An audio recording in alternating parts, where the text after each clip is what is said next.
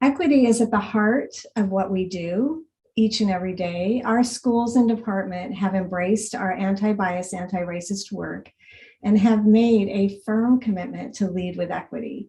Each of our administrators are working with their buildings to ensure that we reach all students and especially our marginalized students. They are doing this through engaging their staff in meaningful discussions around what it means to be an anti-bias, anti-racist educator. You will see that we still have much work to do to make sure that all of our students are learning and thriving in our district. You will notice in our report and in our presentation that we have embraced the equity lens in every decision we make. We always begin with these questions. Whose voice is and isn't represented in the decision? Who does this decision benefit or burden? Is this decision in alignment with the BSD equity policy? And does this decision close or widen the access, opportunity, and expectation gaps? Over the past few years, teaching and learning has centered our work around 4 focus areas. They include consistent curriculum implementation, enhancing best practices related to instruction, providing meaningful feedback to students and teachers, and creating a loop where the feedback then informs a principal's work with teachers and a teacher's work with students. And finally, there has been a tremendous focus on the social and emotional needs of students and the role that we all play in creating learning environments that attend to the social and emotional needs of students in order to better support meaningful engagement and learning for every student. This past year, as a group, teaching and learning re-examined our focus areas and added an anti-bias, anti-racist, and cultural aspect to each of our focus areas. These additions were created in a collaborative process and are highlighted on this slide. You can see that we are making a clear effort to make all of the work we do rise up to meet the needs of each and every student and family that we serve.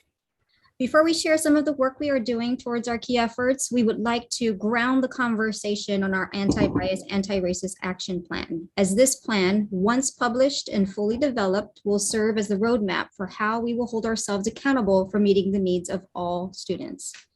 Today, we wanted to give you a brief overview of the development of this plan. In the spring of 2021, Teaching and Learning, in collaboration with the Office of Equity and Inclusion, started the process of developing a comprehensive ABAR action plan. We reviewed sample action plans from our district BMEC team, plans from other districts in our state, as well as across the United States, and we also reviewed sample plans from other countries. At the same time we were reviewing sample plans, we were doing some soul searching, both individually and as a team.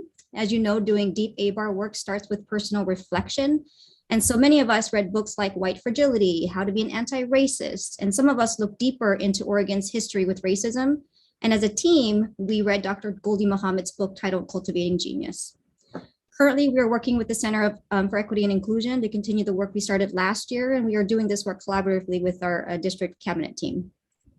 The first section of the ABAR action plan will include a deep analysis of key data by subgroups and race. For example, when we look at students reading on grade level or above on IRLA and ENEAL, we see that the percentage of 3rd grade students with disabilities, English language learners, Latinx, and Pacific Islander Native Hawaiian reading at or above grade level is 30 percentage points lower than the percentage of white 3rd graders.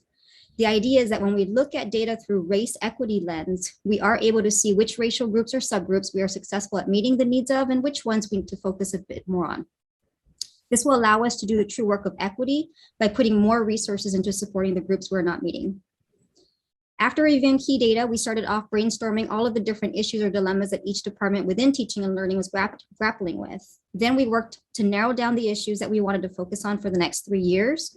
Once we narrowed down the issues, we added specific action steps, potential barriers we may encounter, a timeline for completion, and metrics for determining the impact of our actions.